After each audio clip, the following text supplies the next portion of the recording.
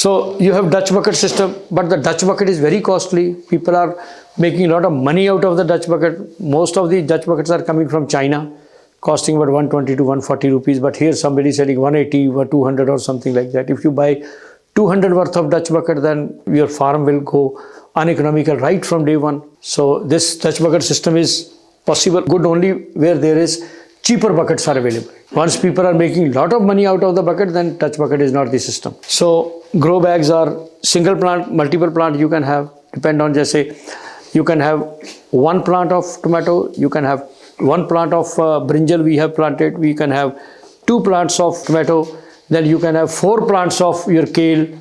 So all these things you can grow. Then trough and specialized buckets. I'll show you, there are troughs available, long troughs are available for strawberry. We designed special buckets also for strawberry in Faridkot farm. I'll show you the photographs also. So you can have specialized buckets. Then there are very good specialized buckets available for strawberry in US these days. They have not come here, batter buckets they called. They have not come to India as yet. So I have asked somebody to do it, but still not done by anyone. But I'll show you the photographs. So these are the different types of system, but the system will squarely depend on the crop you want to grow.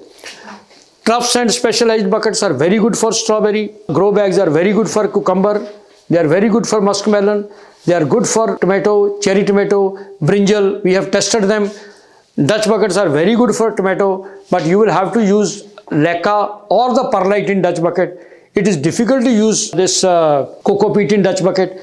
And secondly, you can mix different things, sand, coco peat and rice husk or grit or leca, and then use it in the Dutch bucket. But Dutch bucket is always effective in a circulatory system, otherwise it is not very good. So it all depends, but you can grow tomato also, you can grow bell pepper also, you can grow cucumber also into this Dutch buckets.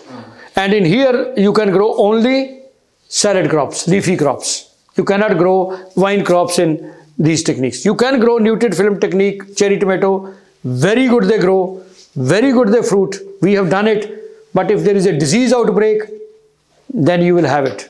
Because the entire crop you won't be able to segregate it, because NFT has a continuous system. So that was the problem with us. The main photo which will come after this also, that is our cucumber growing in the NFT. Very healthy plants, huge fruiting, but root rot, affected, and in 24 hours we lost the entire crop. And why don't you face that bucket in greens or leafy greens? Because any crop which is more than 45 days, you should use non-circulatory system. Anything. Because less than 45 days, all your lettuce and everything you can grow in NFT. Because by the time the disease outbreak, you cut the plant. That's it. So long life plants are very vulnerable to disease outbreaks in this system.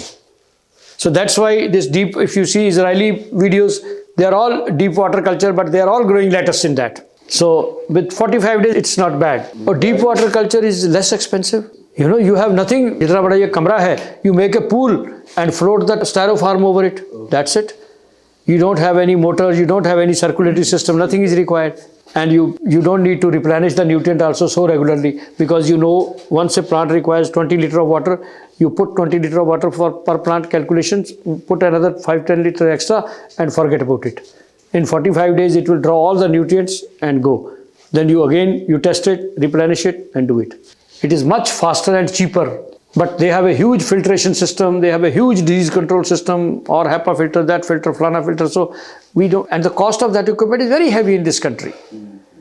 People are making tons of money out of the equipment, and that's why they go and we buy the equipment in dollars, sell the produce in rupees, you are at loss.